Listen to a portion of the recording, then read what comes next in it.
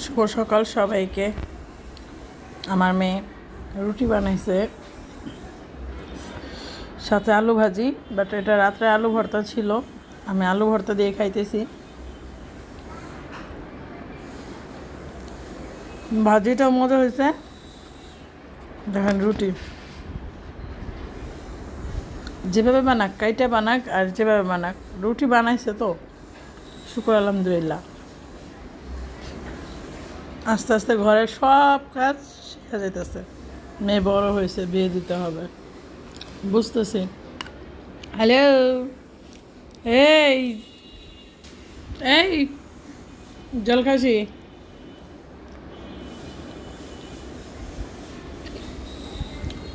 ওরা আমরা খাসি বলে ডাকি।